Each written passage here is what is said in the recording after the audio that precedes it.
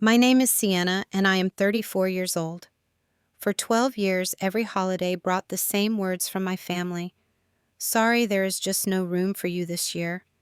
Yet somehow there was always space for my sister Christina, her husband, and their 3 children. I learned to eat Thanksgiving dinner alone and watch Christmas lights through my apartment window. But this year, everything changed when I finally bought my own house. Suddenly, my entire family wanted to pack their bags and stay with me. Before I share what happened when they showed up at my doorstep, let me know where you are watching from today. Hit that like button and subscribe because this story taught me everything about knowing your worth. Let me take you back to where it all began to help you understand how I ended up spending over a decade on the outside of my own family. I grew up in a modest 4-bedroom house in Ohio with my parents Gerald and Diane and my older sister Christina, who was 4 years ahead of me. From as early as I can remember, Christina was what everyone called the golden child. She was prettier, more popular, and seemed to effortlessly command the attention of everyone around her, especially our parents. I was the quiet one, the invisible one. I got good grades in school, but nobody seemed to notice. I won a spelling bee in 5th grade, and my parents forgot to attend the ceremony. When I made the honor roll every semester, they would glance at my report card and say, "That is nice, honey," before turning their attention back to whatever Christina was doing. I learned early that achievement did not equal attention in our household, at least not for me. The favoritism was so ingrained in our family dynamic that I almost accepted it as normal. Almost. But there were moments that cut so deep I could not pretend they did not hurt. When Christina graduated from high school, my parents threw her an enormous party. They rented a venue, invited 50 people, hired a caterer, and spent weeks planning every detail. The celebration lasted an entire weekend, with relatives flying in from different states just to congratulate her. When I graduated high school 4 years later, we had a quiet dinner at home. My parents did not even think to invite our extended family. When I asked if we could have a small gathering, my mother looked at me with genuine confusion and said, "For what?" "It is just high school graduation, Sienna. Everyone does that." The contrast was devastating, but I swallowed my hurt and smiled through the dinner. The inequality extended to material things as well. On Christina's 18th birthday, our parents presented her with a brand new car complete with a giant bow on top. She screamed with excitement and they all hugged while I stood in the driveway watching, already knowing my 18th birthday would be different. When my birthday came, I received a card with $50 inside. No car, no celebration. I worked 2 jobs throughout high school and saved every penny I could to eventually buy myself a used Honda with over 100,000 miles on it. My parents never offered to help. When I was 22 and finished with college, I made the decision to move out and get my own apartment. Part of me hoped that physical distance might actually improve my relationship with my family. I thought maybe they would appreciate me more when I was not around all the time. Maybe they would miss me and realize they had been taking me for granted. I was young and naive and desperate for their love. Instead, the distance just made it easier for them to exclude me entirely. The first holiday after I moved out was Thanksgiving. I called my mother 3 weeks in advance, excited about coming home to celebrate with the family. I had been living alone for several months by then, and I missed the chaos of a full house, the smell of turkey roasting, the sound of everyone talking over each other at the dinner table. I wanted to belong again. My mother's response stopped me cold. "Oh, honey, we would love to have you, but your sister is coming with the kids. You know how it is, the house just is not big enough for everyone." I stood in my tiny apartment kitchen, phone pressed to my ear, trying to process what she had just said.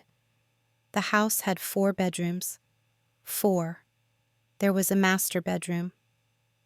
Christina's old room, my old room, and a guest room. How could there possibly not be enough space? But I did not want to argue. I never wanted to argue. I just wanted to be loved, to be included, to be wanted. So I swallowed my confusion and said I understood. I told my mother I would come visit after Thanksgiving instead, maybe the weekend after, when things had calmed down. When I finally made the drive home that following weekend, I was not prepared for what I saw. Christina and her husband Derek were there with their 3 children, Madison, Tyler, and baby Chloe. They had completely taken over the house. Toys scattered across every surface, their belongings in multiple rooms. Derek watching football with his feet up on the coffee table like he owned the place. And then I noticed the guest room door was wide open, revealing a completely empty, perfectly made bed that no one was using. I asked my mother about it as casually as I could manage. "Mom, the guest room is empty. Why could I not have stayed here for Thanksgiving?" She barely looked up from the dishes she was washing.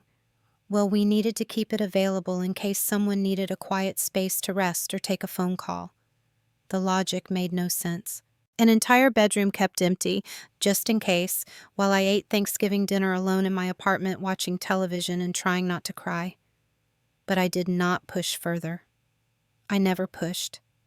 I just accepted it and drove the 3 hours back to my apartment that night feeling smaller than I had in years. That was the beginning of a pattern that would define the next 12 years of my life. Every holiday, the answer was the same. Thanksgiving, no room. Christmas, no room. Easter, no room. 4th of July, no room. My birthday. They could not make it too busy with Christina and the kids. Every single time I reached out hoping for inclusion, I was gently but firmly turned away. And every single time Christina and her growing family had a place. They stayed for days, sometimes weeks. They treated our parents' house like their personal hotel, coming and going as they pleased, while I sat alone in my apartment watching the holidays pass by without me. I started creating my own traditions because the alternative was too painful. I organized Friendsgiving dinners with coworkers who were also far from their families. I spent Christmas with my neighbor, an elderly widow who was grateful for the company. I learned to fill the empty spaces with other people, other connections, other sources of warmth. But deep down underneath the forced smiles and the pretend independence, I still ached for my family, for their acceptance, for their love. My career became my focus because it was the one area of my life where I felt I had control. I worked as an accountant at a regional firm, and I was good at my job. I showed up early, stayed late, took on extra projects, and saved money with a discipline that bordered on obsessive. While my coworkers went on vacations and bought new cars, I lived frugally, tucking away every extra dollar into a savings account. I had a dream, though I rarely let myself think about it too directly. Someday, I wanted to buy my own house. A place that was truly mine where no one could ever tell me there was no room. 12 years passed this way. 12 years of no room.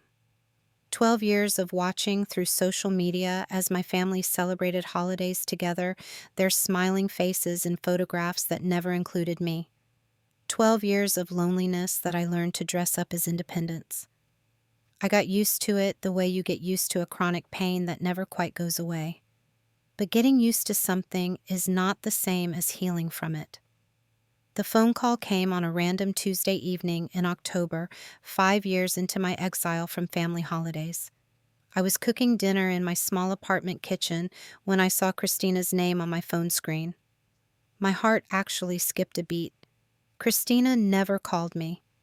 We exchanged obligatory birthday texts and occasionally commented on each other's social media posts, but actual phone calls, those were reserved for emergencies.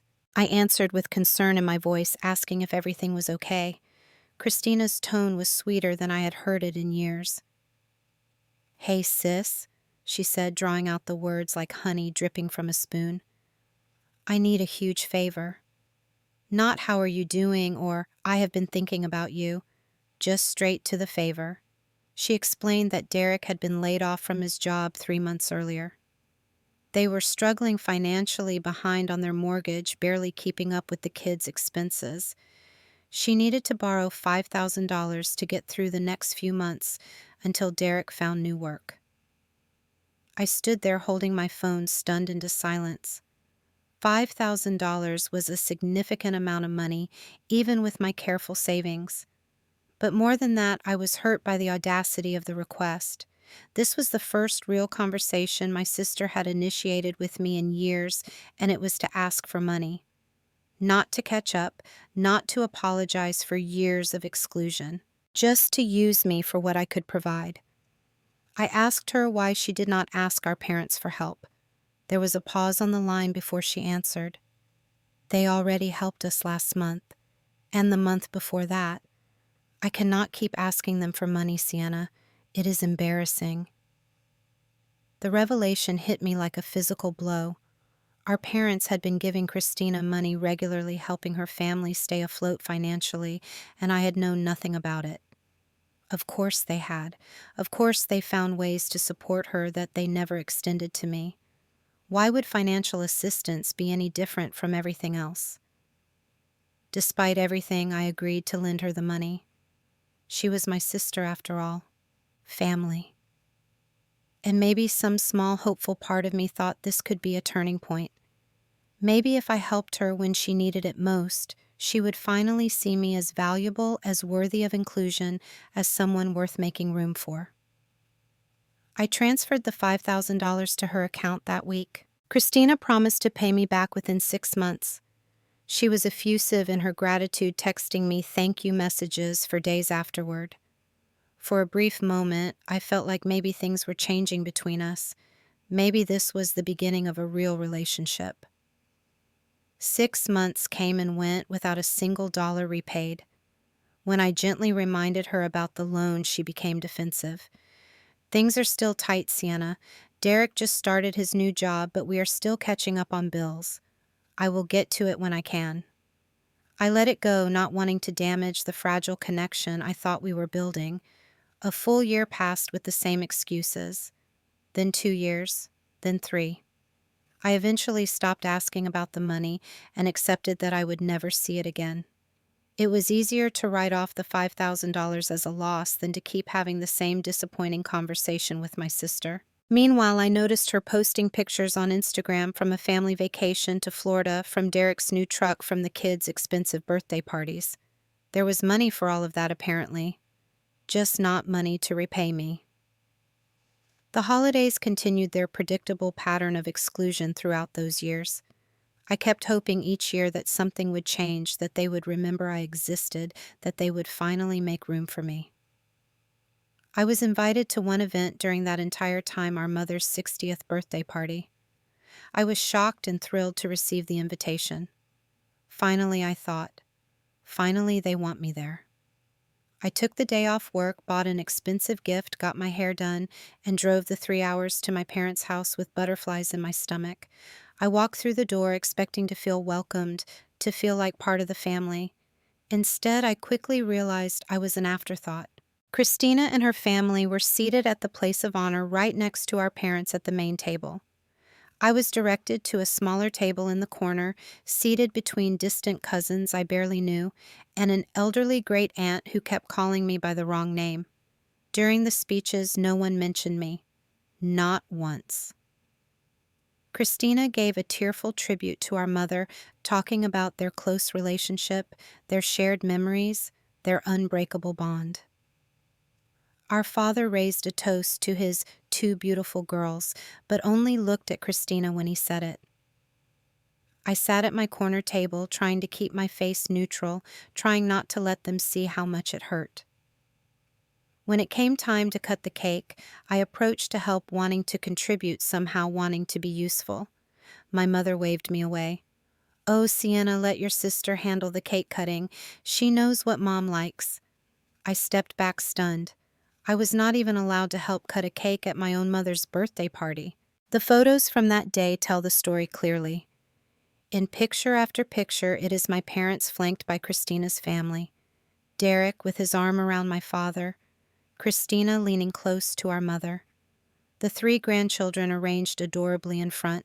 I appear in exactly 2 photos from the entire event, both times because I specifically asked someone to take a picture with me in it. Even then, I am positioned at the edge of the frame, almost an afterthought. The drive home that night took 3 hours, and I cried for every minute of it. Great heaving sobs that I had been holding in all day. I asked myself over and over what was wrong with me. What had I done to deserve being treated like a stranger in my own family? Why did they have so much love for Christina and none left over for me? After that party, I made a decision. I would stop trying so hard. I would stop showing up to be hurt, stop reaching out to be rejected, stop hoping for acceptance that was never going to come. I would focus on myself, on my career, on building a life that did not depend on their approval. My 34th birthday arrived on a cold day in February. I woke up and checked my phone, hoping despite everything for a message from my family. A text, a call, even just a simple happy birthday on social media. There was nothing. Not from my mother, not from my father, not from Christina. Complete silence. I was so inconsequential to them that they could not be bothered to remember the day I was born. I spent that birthday alone in my apartment, eating takeout Thai food and watching a movie I had seen a dozen times before. When midnight came and officially ended the day, I let myself cry. I cried for the little girl who just wanted her parents to notice her. I cried for the teenager who watched her sister get a car while she got nothing. I cried for the adult woman who had spent 12 years being told there was no room for her. But that night, as I was wallowing in self-pity, my phone buzzed with an email notification. It was from my real estate agent. There was a house available in my price range, and she thought it might be perfect for me. I opened the listing with tear-blurred eyes and saw a 3-bedroom, 2-bathroom house in a quiet neighborhood with a backyard featuring a beautiful old oak tree. It needed some work, but it was structurally sound and within my budget after 12 years of aggressive saving. Something shifted in my chest as I looked at those photos. Maybe my birthday had been terrible. Maybe my family did not care about me. But I could still build something for myself. I could still create the life I wanted with or without their acceptance. The house became my obsession in the best possible way. Over the next several weeks, I toured it 3 times, had it inspected, researched the neighborhood, and ran the numbers over and over again to make sure I could afford it. The real estate market was competitive, and there were other buyers interested. My agent told me we would likely end up in a bidding war. I did something then that I had never done before. I wrote a personal letter to the seller, an elderly widow named Dorothy, who was moving to assisted living to be closer to her daughter. I told her about my dream of homeownership, about how I had saved for 12 years, about how much the house meant to me. I told her I would take care of it, would love it, would make it a real home again. Dorothy chose me even though I was not the highest bidder. My agent called me with the news, her voice excited, telling me that my letter had touched the seller deeply. Dorothy had lived in that house for 40 years with her late husband, and she wanted it to go to someone who would appreciate it the way they had. On closing day, I sat alone in a conference room signing paperwork. The title company representative asked if anyone would be joining me for this milestone moment. I shook my head and said no, I was used to doing things alone. She gave me a sympathetic look but did not press further.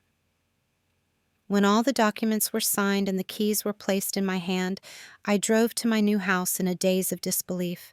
I stood in the empty living room, sunlight streaming through the windows, and let myself cry for the second time in a month. But these were different tears. These were tears of joy, of achievement, of finally having something that was completely and entirely mine. A place where no one could ever tell me there was no room. The renovation process became my therapy. I spent evenings and weekends learning to do things I had never imagined I could do. YouTube tutorials taught me how to paint walls without leaving streaks, how to replace cabinet hardware, how to install a new kitchen faucet. I hired contractors for the bigger projects, the electrical upgrades and bathroom retailing, but everything I could do myself I did. Slowly, over months of work, the rundown house transformed into a cozy home. I painted the walls in warm colors that I chose without asking anyone's opinion. I picked furniture that reflected my taste, not what anyone else thought was appropriate. I hung artwork that spoke to me and arranged books on shelves exactly how I wanted them. For the first time in my life, I was creating a space that was unapologetically mine. The first night I slept in my new house is a memory I will carry with me forever. I lay in my bed in my room in my house staring at the ceiling and feeling a peace I had never experienced before. This was mine, all of it. The mortgage was in my name. The deed was in my name. No one could take this from me or tell me I did not belong here. I fell asleep that night with a smile on my face. 6 months after moving in with most of the renovations complete, I decided to host a housewarming party. I invited my coworkers, my friends from the gym neighbors I had gotten to know, and Layla, my best friend from work, who had become like family to me. The house was full of people who actually wanted to be there, who celebrated my accomplishment with genuine enthusiasm. Guest after guest complimented the house, asking about my renovation choices, admiring the details I had selected so carefully. Layla pulled me aside at one point and hugged me tight. "You did this, Sienna," she whispered, "all on your own. I am so proud of you." I blinked back tears and thanked her for always believing in me. On impulse, I posted a few photos of the party on social media. It was the first time I had shared anything about my life in years. I did not tag my family or reach out to them specifically. I honestly did not expect them to notice or care. I had stopped expecting anything from them long ago. That was my first mistake. Within days, my mother called me. Her voice on the phone was different from any conversation we had had in years. Excited, interested, almost eager. "Sienna, why did not you tell us you bought a house? It looks beautiful in those pictures. How many bedrooms does it have?" I was so surprised by her sudden interest that I answered without thinking. 3 bedrooms, 2 bathrooms. It has a nice backyard, too. There was a pause on the line, and then my mother said something that did not register as significant at the time. "Oh, wonderful. That is plenty of space." The call ended with my mother asking more questions about the house than she had asked about my life in the previous decade combined.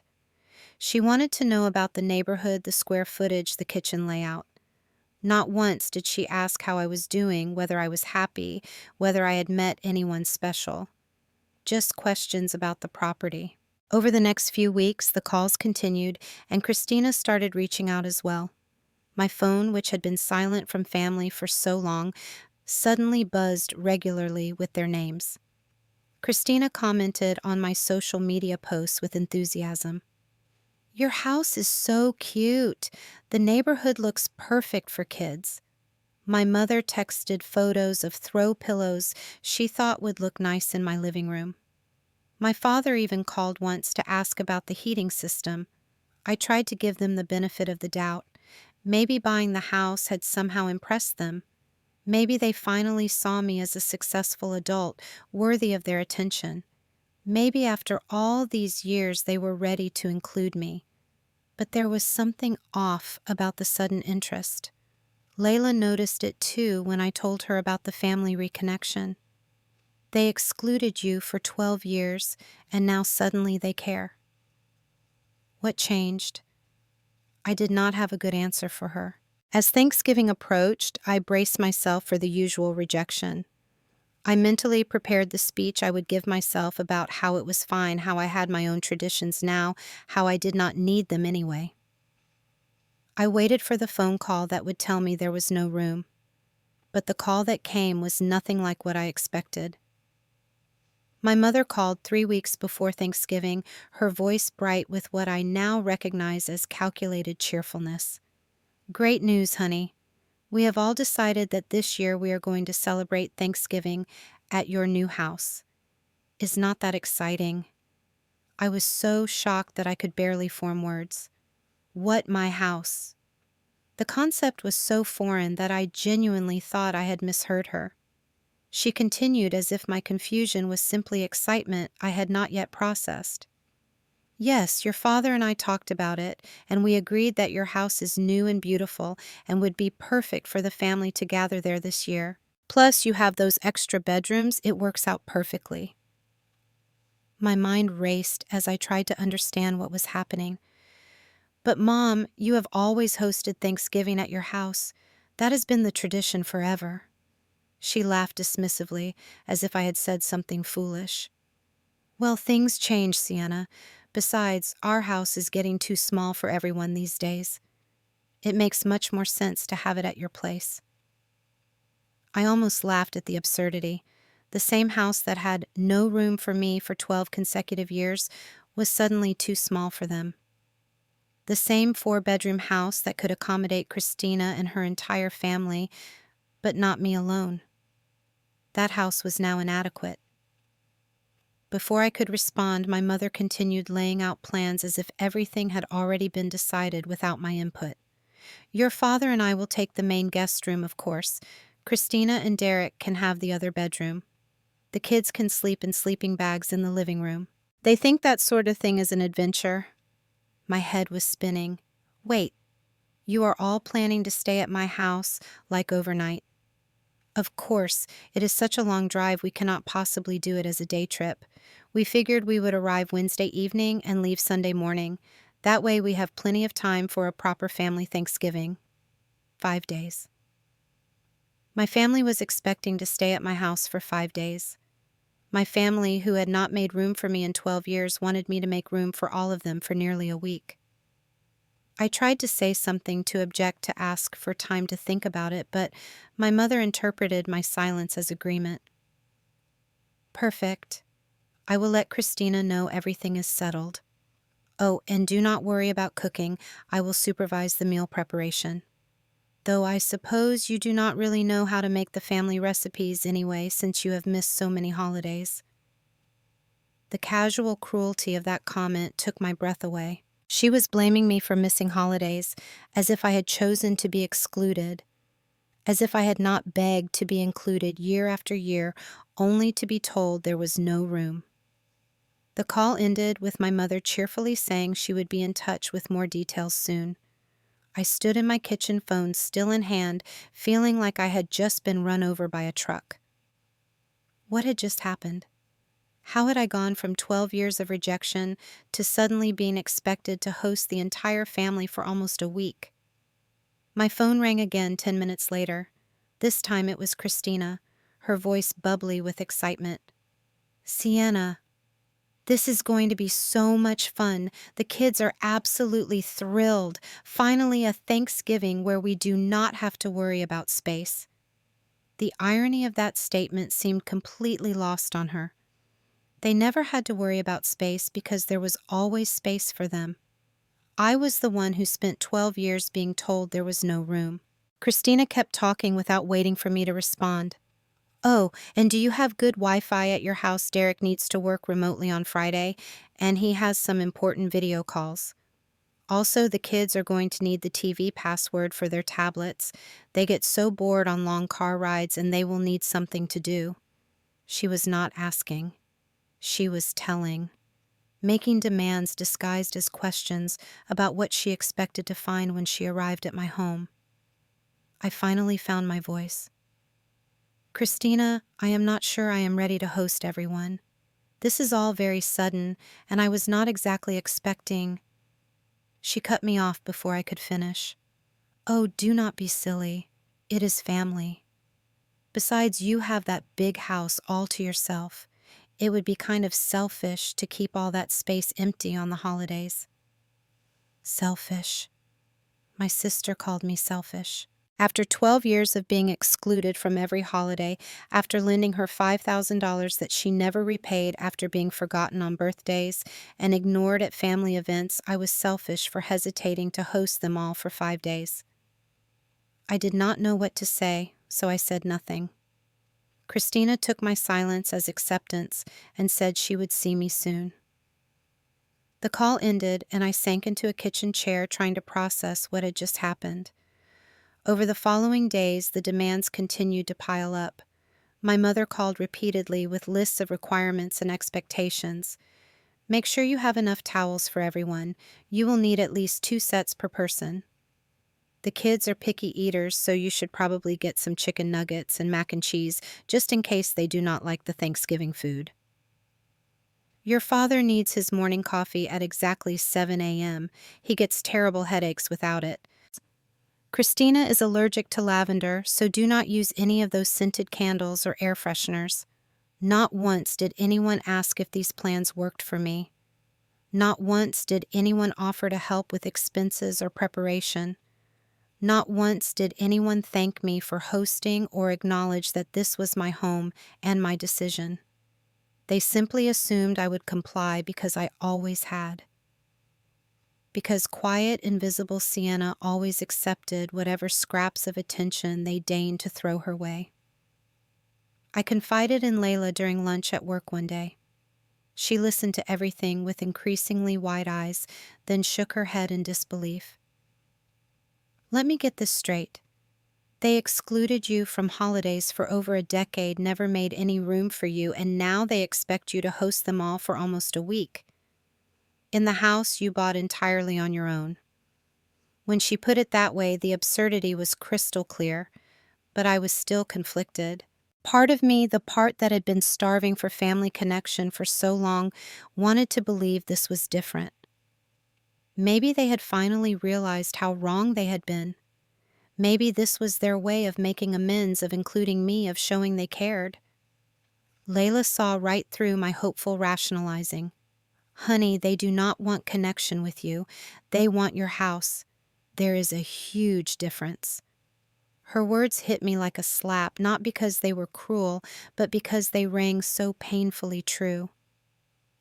1 week before Thanksgiving, my mother called with another update. Her tone was casual, as if she was discussing the weather. Oh, Sienna, I forgot to mention. Aunt Louise and Uncle Frank heard about the gathering at your place. They want to come too. I felt my stomach drop.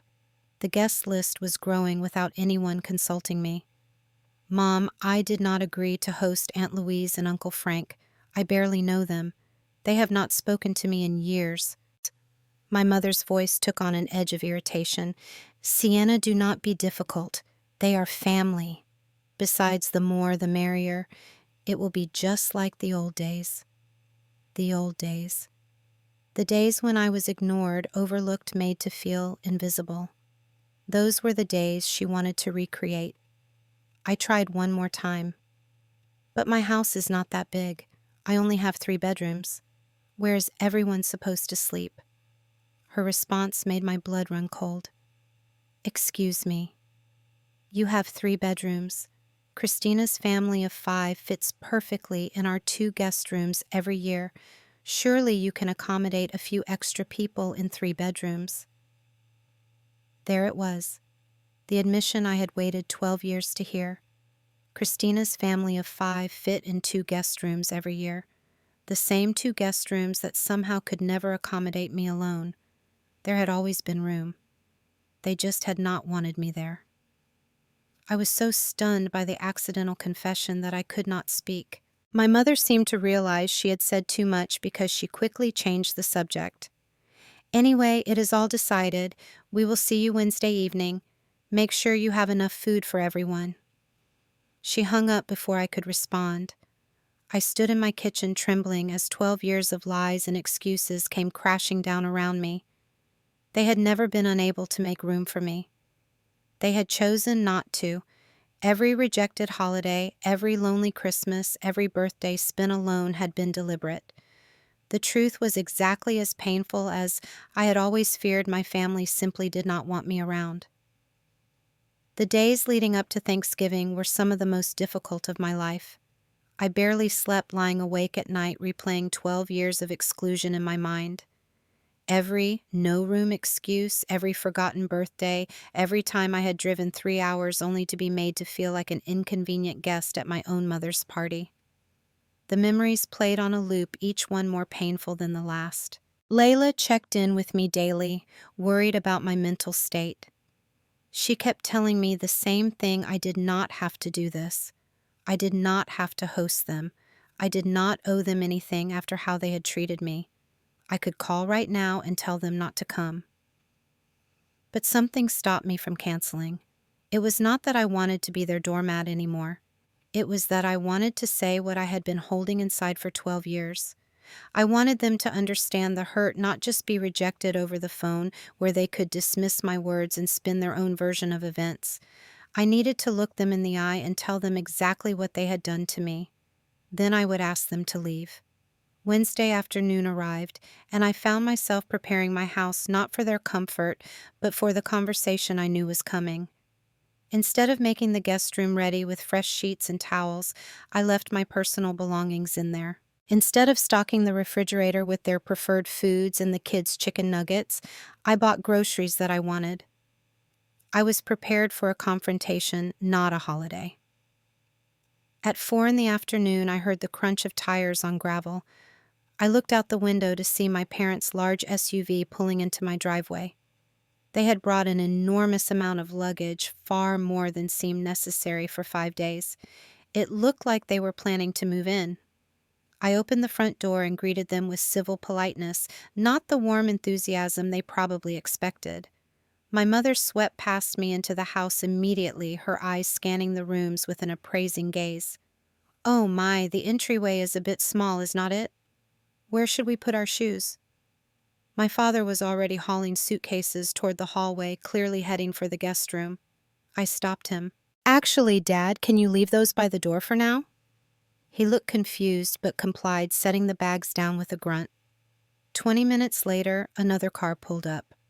Christina and Derek emerged with their 3 children in tow. Madison was 10 now, Tyler was 8, and little Chloe was 5. The kids immediately burst out of the car and ran screaming toward my house, pushing past me without a greeting and disappearing inside to explore. Christina did not even attempt a proper hello. "Kids, settle down. Find the TV room," she shouted after them. Then she turned to me with a distracted smile. "Where is the Wi-Fi password? They are going to need their tablets." Derek hauled in a cooler from the back of their car. "Sienna, where is your garage? I need to store the beer somewhere cold." He did not wait for an answer before wandering off to find it himself. They were treating my house like a hotel and me like the staff. No one had hugged me, asked how I was doing, or even properly acknowledged that they were guests in my home. The entitlement was breathtaking in its casual arrogance. I took a deep breath and spoke loudly enough for everyone to hear. "Before anyone gets settled, I need to talk to all of you. In the living room, now." My family gathered reluctantly, irritation evident on their faces. The kids were corralled onto the couch despite their protests. My father looked impatient, probably wanting to turn on football. My mother was already glancing around the room with critical eyes, probably cataloging everything she thought I had done wrong with the decor. "Sienna, we just got here," my mother said with exasperation. "Can this wait until after we have unpacked? The kids need to eat something." I shook my head. "No, Mom. This cannot wait. It has already waited 12 years too long." A flicker of unease crossed her face. My father shifted in his seat. Christina rolled her eyes and muttered something under her breath. I began speaking, and once I started, the words flowed like water through a broken dam.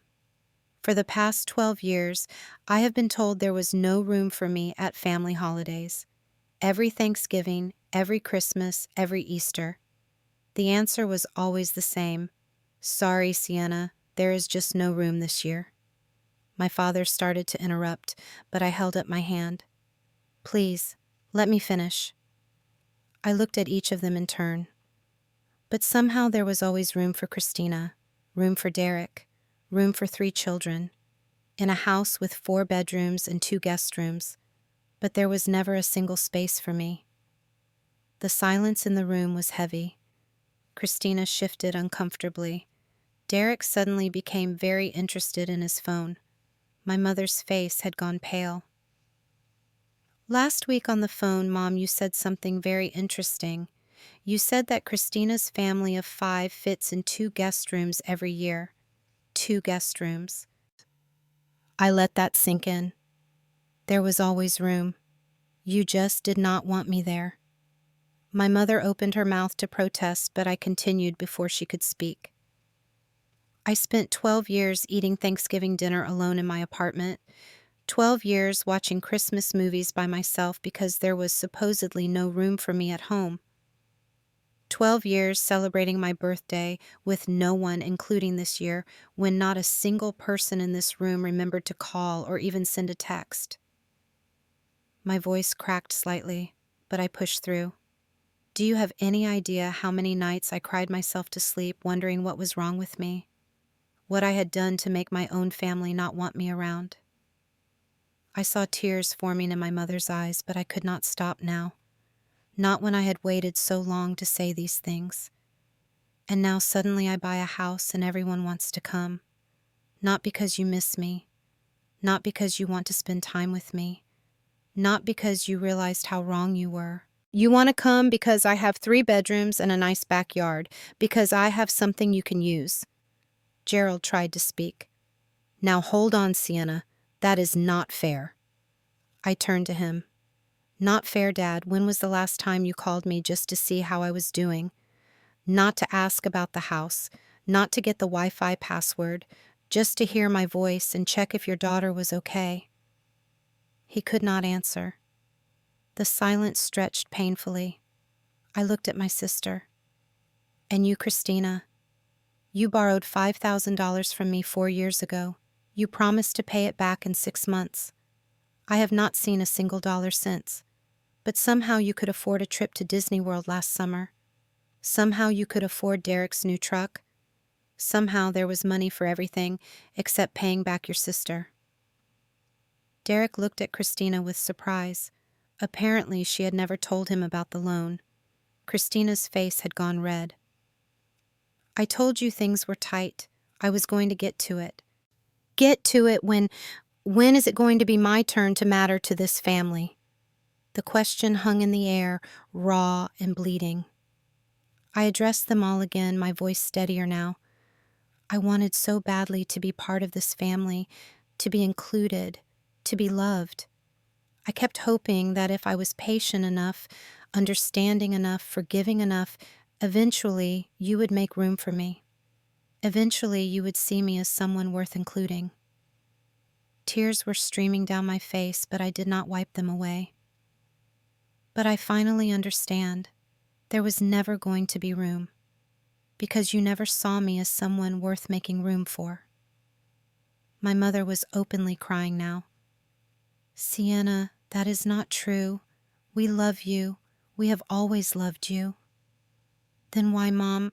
The question exploded out of me. Why was Christina always welcome, and I was always an afterthought? Why did you throw her a huge graduation party and forget to invite family to mine? Why did she get a new car at 18 while I worked 2 jobs to buy a used one? Why were all of her accomplishments celebrated while mine were ignored? Why? She had no answer. None of them did. 20 years of favoritism could not be explained away with a few tearful words. My father spoke, his voice rough. We did not realize. That is exactly the problem. I was almost shouting now. You did not realize because you did not care enough to notice. I was invisible to you. I have always been invisible. There was a long moment of silence before I collected myself and delivered my final verdict. So here is what is going to happen. You are not staying here this Thanksgiving. Gasps of shock went around the room. My mother's tears increased. What, Sienna? We drove 3 hours to get here. I nodded. Yes, and for 12 years I drove 3 hours to be turned away. Now you know exactly how that feels. Christina stood up indignant. You cannot be serious. Where are we supposed to go? The kids are exhausted. There are hotels about 15 minutes from here, or you can drive the 3 hours back home. Those are the same options I had every year when there was supposedly no room for me. Derek was already gathering the kids' backpacks. Come on, Christina. This is ridiculous. Let us just go. He seemed almost relieved to have an excuse to leave the uncomfortable situation. I raised my hand. Wait, one more thing. Everyone paused. I am not doing this to be cruel. I need you to understand that. I am doing this because for the first time in 12 years, I am choosing myself. I am saying that I matter, that my feelings matter, that my home is not just a convenient space for people who ignored me when I had nothing to offer them. My voice softened. Maybe one day we can have a real relationship. One where I am actually valued, not just used. One where you make room for me because you want me there, not because I have spare bedrooms. But that day is not today. Today I need you to leave. My mother approached me pleading. Sienna, please, we are so sorry. We did not mean for things to be this way. I met her eyes. Mom, if you are truly sorry, then respect my decision. Go home. Think about what I said. Really think about it. And maybe next year, if things are genuinely different, we can try again. Slowly, reluctantly, my family began gathering their belongings. The children were confused, asking repeatedly why they were leaving when they had just arrived. Christina hurried them toward the door, avoiding eye contact with me. At the threshold, my father turned back. His eyes were wet, something I had never seen before. Sienna, I am sorry. I should have been a better father to you. It was the first genuine apology I had ever received from him. I nodded. Thank you, Dad. I really hope you mean that. They filed out to their cars, loaded their luggage, and drove away. I watched through the window until the taillights disappeared down the street.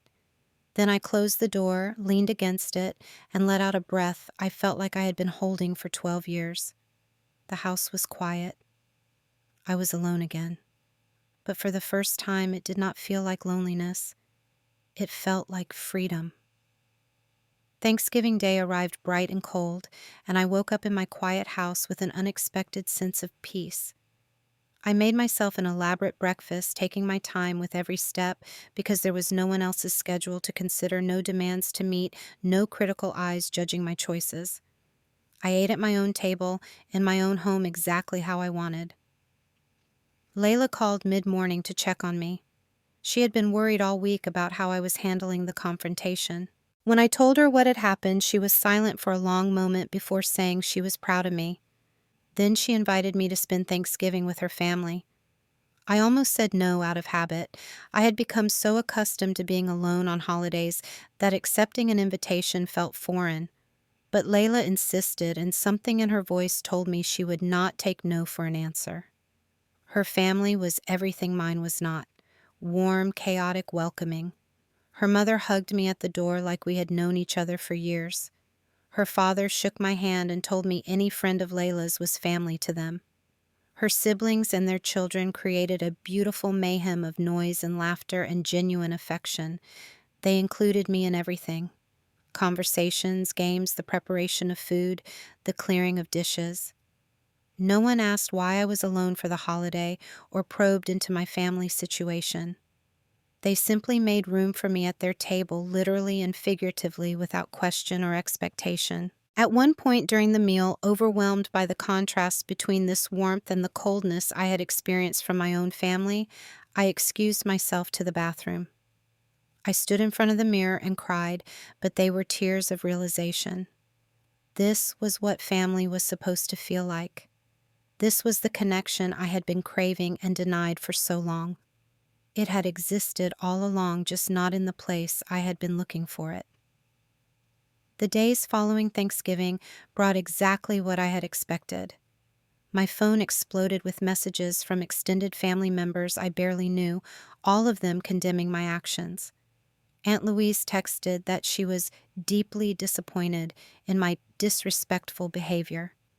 Uncle Frank left a voicemail saying I had humiliated my parents. Cousins I had not spoken to in years suddenly had strong opinions about how I had handled the situation. The family group chat, which I had been added to but rarely included in meaningful conversations, lit up with criticism. Everyone had something to say about ungrateful Sienna, who turned away her own family on Thanksgiving. Not one of them had been there for the conversation. Not one of them knew the 12 years of context, but they all felt entitled to judge. I responded the only way that made sense. I left the group chat and blocked the numbers that continued to harass me. I was done defending my boundaries to people who had never defended me. My mother called repeatedly in the days that followed. I let each call go to voicemail and listened to them later, tracking the progression of her emotions. The first messages were angry and accusatory. "I cannot believe you did this to us, to your own mother, after everything we have done for you." The irony of that last phrase was almost laughable. The second wave of messages shifted to guilt. "Your father has not slept in days. He is absolutely heartbroken. I hope you are satisfied with what you have done to this family." Still not taking any responsibility, still making me the villain. But then gradually something changed. Her later messages became softer, more uncertain. "Sienna, I have been thinking about what you said, about the room, about the holidays. Maybe we need to talk. Please call me back." There was something in her voice that sounded almost like genuine reflection. I was not ready to talk yet. I needed time and space to process everything. For so long I had lived in reaction to my family's treatment of me. Now I wanted to figure out who I was without their constant rejection as my reference point. A week after Thanksgiving, my doorbell rang unexpectedly on a Saturday afternoon. I opened it to find my father standing alone on my porch. He looked older, somehow tired in a way that went beyond physical exhaustion. He was not carrying luggage or wearing that entitled expression from his first visit. He just stood there looking uncertain. "Can I come in?" he asked quietly. "Just to talk. I promise I will not stay long." Something in his demeanor told me this was different from before. I stepped aside and let him enter. We sat in my living room, an awkward silence stretching between us. Finally he spoke. "I have been doing a lot of thinking since Thanksgiving about what you said, about the past 12 years, about everything." He paused, collecting himself. "You were right, about all of it." I was not expecting that. I had braced myself for more arguments, more justifications, more attempts to make me feel guilty. But here was my father actually admitting fault. He continued, his voice heavy with regret. "We did exclude you. Maybe not consciously at first, but it happened and we let it continue for far too long." He tried to explain his perspective. "Christina always demanded attention. She was loud about what she wanted, what she needed. And you were so quiet, so independent. You seemed like you were fine on your own." He met my eyes and I saw genuine pain there. "We told ourselves you did not need us the way she did, that you were okay. But the truth is, we took the easy path. Christina squeaked, so she got the grease. You stayed silent, so we ignored you. We let you slip through the cracks, and that was wrong." His voice cracked. "You deserved better. You deserved parents who made room for you without you having to beg for it. And I am so sorry that we failed you." I could not remember the last time my father had spoken to me with such raw honesty. Maybe never. The tears I had been holding back spilled over. He opened his arms, and for the first time in years, I let myself be hugged by my father. Really hugged. Not the perfunctory embrace of family obligation, but the genuine hold of someone who was trying to make amends. He did not stay long. He had come just to say what needed to be said, and once he had said it, he respected my space enough to leave. But before he went, he made a promise. "I want to work on this, on us, if you will let me." I told him we could try, baby steps.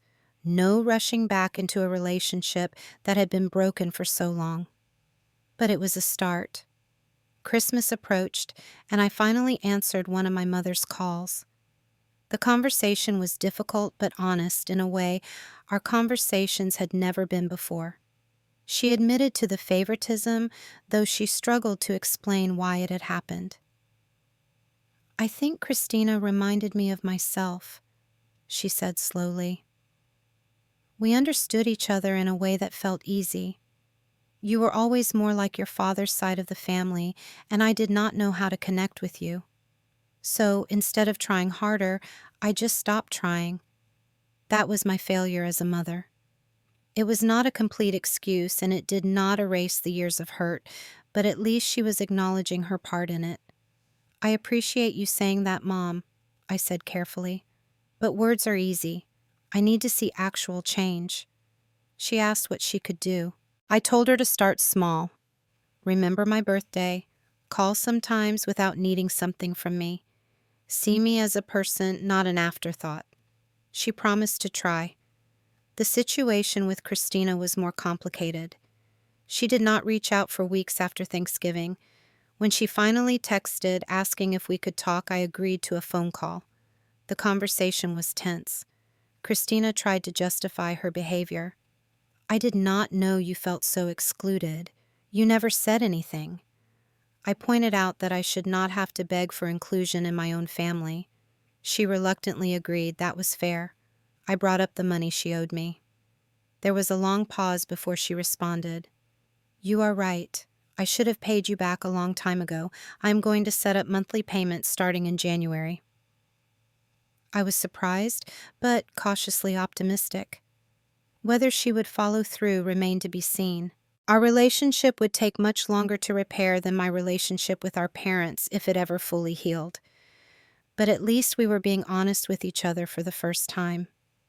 In the months that followed, I focused on building a life filled with people who actually valued me. Layla and her family became my chosen family, welcoming me to holidays and gatherings without hesitation. I joined community groups and volunteered at a local food bank meeting, people who shared my values. I went on dates occasionally, not rushing to find someone, but open to the possibility of connection. Slowly, my relationship with my parents began to improve. My father visited monthly, and we discovered shared interests we had never explored before. My mother called on my birthday the first time in over a decade. She sent a card and flowers too. Small gestures, but meaningful ones. Christina started making payments on the loan, $50 a month transferred to my account like clockwork. We texted occasionally, keeping things surface level but civil.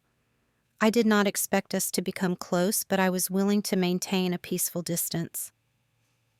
A year after that confrontation, I found myself sitting in my backyard under the old oak tree, reflecting on how much had changed. The seasons had cycled through spring blooms, summer heat, autumn colors, and back to the cool crispness of fall. And I had changed along with them. My relationships with my parents were genuinely better now. Not perfect, but real. My father and I had developed a comfortable rhythm of monthly visits and weekly phone calls. He asked about my life, my work, my friendships. He remembered important dates and made an effort to be present in ways he never had before. My mother was trying too in her own imperfect way. She still sometimes said thoughtless things, old habits dying hard, but she caught herself more often now. She apologized when she slipped up instead of getting defensive. She was learning to see me as an individual rather than a shadow standing next to Christina. Christina and I would probably never be close. Some relationships cannot be fully repaired, and I had made peace with that. But she had paid back more than half of the loan by now, and we could be in the same room without tension. For sisters who had spent most of their lives in completely different orbits, that felt like progress. But the most important transformation was not in my relationships with them. It was in my relationship with myself. For 12 years, I had measured my worth by my family's acceptance. Their rejection meant I was unworthy. Their inclusion on the rare occasions it happened meant I had finally done something right. My entire sense of self had been tethered to people who could not see my value. That was over now. I understood finally that my worth had never been determined by their acceptance. I had always been enough. I had always been worthy of love and inclusion and celebration. They had simply been too blind, too comfortable in their patterns, too focused on the squeaky wheel to notice the quiet strength standing right beside them. I also learned that I could not earn love from people who were not willing to give it. For years, I had tried to be more helpful, more patient, more forgiving, thinking that eventually they would reward my efforts with the acceptance I craved. But love does not work that way. You cannot perform your way into someone's heart. Either they see your value or they do not. And when they do not, the only healthy choice is to stop begging for scraps and start building your own feast. On the topic of making room for yourself, I had spent 12 years waiting for my family to create space for me. I thought that if I just waited long enough, was patient enough, they would eventually open a door and invite me in. What I finally realized was that no one was going to make room for me except myself. Buying this house was not just a financial achievement, it was a declaration. A statement that I was capable of creating my own space in this world with or without their permission. These walls, this roof, this garden where I sat under the oak tree, they were proof that I did not need anyone to make room for me. I could build my own room. I could build my own home. Boundaries used to feel cruel to me. I thought that setting limits meant pushing people away, being selfish, failing to be the accommodating person my family seemed to expect. But I understand now that boundaries are not walls designed to keep people out. They are doors that let the right people in. When I said no to being disrespected, I said yes to respecting myself. That was not cruelty. That was survival. I also learned the profound truth about chosen family.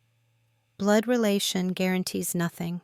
DNA does not create love, loyalty, or care. Real family are the people who show up, who make room without being asked, who remember you exist even when they do not need something from you. Layla and her family have shown me more of what family should feel like than my biological relatives did in 3 decades. And that is okay. Family is not about genetics. It is about choice. As for forgiveness, I am still working on it. Not because my family deserves it necessarily, but because carrying resentment is exhausting. Holding on to anger is like drinking poison and expecting the other person to get sick. Forgiveness. I have learned does not mean forgetting. It does not mean trusting again or pretending the hurt never happened. It means releasing the grip that bitterness has on your own heart so you can move forward lighter. The next Thanksgiving was approaching, and for the first time in years, my parents asked tentatively if I would come to their house for the holiday. A genuine invitation, no hidden agendas, just an honest request to spend time together. I thought about it carefully before responding. Would I go? Would I risk walking back into the house that had rejected me for so many years? Yes. I decided yes. I would go for the day, driving myself so I had control over when to leave. I would not stay overnight.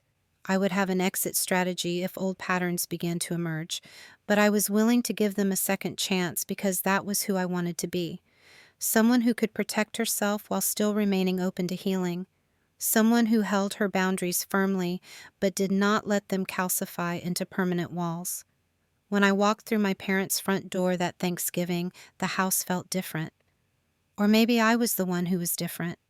I was not entering as the desperate child seeking approval. I was entering as a grown woman who knew her worth and was choosing to be there, not begging to be allowed. My mother greeted me with genuine warmth, pulling me into a hug that lasted longer than any hug she had given me in years. My father's eyes looked suspiciously moist when he saw me. Even Christina managed a sincere smile and an awkward but real embrace. At dinner, I was not seated at the children's table or in a corner with distant relatives. My mother had saved me a place at the main table right next to her. "We wanted you close this year," she said simply. Such a small gesture, such a massive significance. There was room now. There always should have been. If you have made it this far in my story, I want to share the lessons that took me 34 years to learn. I used to think having no room in my family meant something was fundamentally wrong with me, that I was unlovable, unwanted, not enough. I spent 12 years trying to prove I deserved a place at their table. But I finally learned that my worth was never determined by their acceptance. I was always enough. They were just too blind to see it. The house I bought became more than walls and a roof. It became proof that I could build my own space in this world, that I did not need anyone's permission to belong. And when I stopped begging for room at their table, I discovered something powerful. I could create my own table, with space for everyone who actually wanted to be there. So I want to ask you, have you ever felt like there was no room for you somewhere you should have belonged? In your family, your workplace, your friendships? How did you find your way to valuing yourself? Leave your story in the comments below. I read every single one, and your experience might help someone else who is struggling right now with similar feelings of exclusion. If this story resonated with you, please hit that like button. It really helps more people find these videos and know they are not alone in their experiences. Subscribe if you have not already, and turn on notifications so you do not miss future stories about finding your worth and building the life you deserve. And if you know someone who needs to hear this message today, please share this video with them. Sometimes we all need a reminder that we are worthy of taking up space in this world. Thank you so much for watching and for being part of this community. Remember, you deserve a seat at the table, and if they will not make room for you, you have every right to build your own table. Take care of yourselves, and I will see you in the next one.